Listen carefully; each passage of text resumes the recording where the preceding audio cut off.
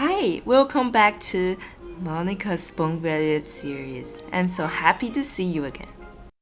In the last episode, we talked about checking in at the airport.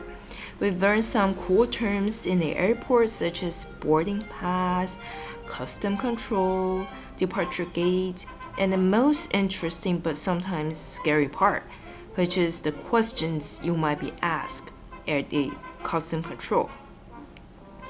Now we've got every piece of our luggage and it's time to head toward your accommodation and check-in. So now you're at the check-in counter of your hostel or hotel. And since you've already booked before the trip, the staff at the check-in counter will ask, "What can I do for you?"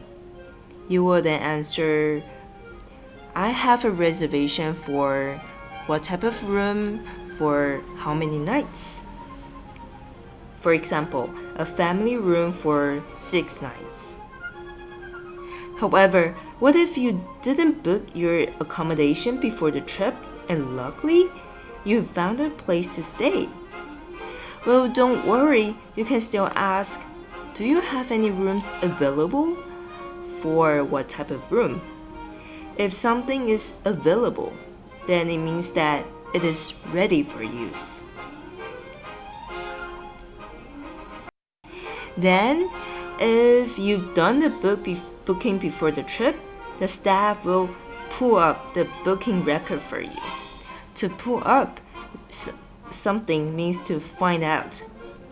In your booking record, there is information about your name, nationality, numbers of nights you're going to stay, and so on and so forth.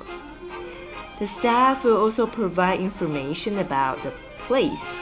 For example, the time for checking out. To check out is opposite to checking. So to check out means to leave the place and return your room keys. And also, the staff will introduce the amenities. What are amenities?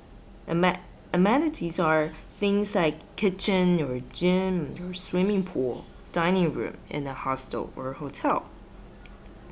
And after getting the information you need, you will receive your room key. And sometimes you will be asked to fill out a registration form. In a registration form, you will again fill out personal information and agree with some rules. For example, the form will tell you when to check out and whether they will serve the breakfast, and if there is breakfast served, when the breakfast time starts, and so on and so forth. And once you've gone through all these steps, the staff will say, "We've got you all checked in." So voila and hooray. But what if you have questions after checking in? In general, the staff are all willing to help. So they will tell you that you can dial to the front desk if you need anything. To dial means to make a phone call. Before you leave the check-in counter, you can also ask some travel information. Whether you're well prepared or not, you can still get some useful tips for your journey. For example, information about transportation, about tours, about restaurants, or any activities that interest you. So you can ask the staff, "Are there any sightseeing tips? Or do you have detailed information for something?" Sightseeing means visiting interesting places. And if something is detailed, then it means that it includes more information. Now, you've got your room keys and some tips.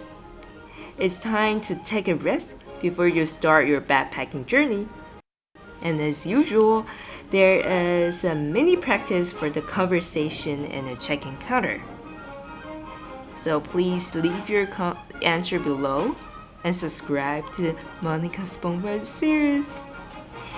And in the next video, we'll be talking about English for restaurants, especially in fast food restaurants like McDonald's. And again, if you have any ideas that might be useful for preparing your trip, please leave your comments below. I would really appreciate your help. And remember, life is a journey. So don't forget to set out to explore the world around you. Stay tuned in Monica's Voyage series.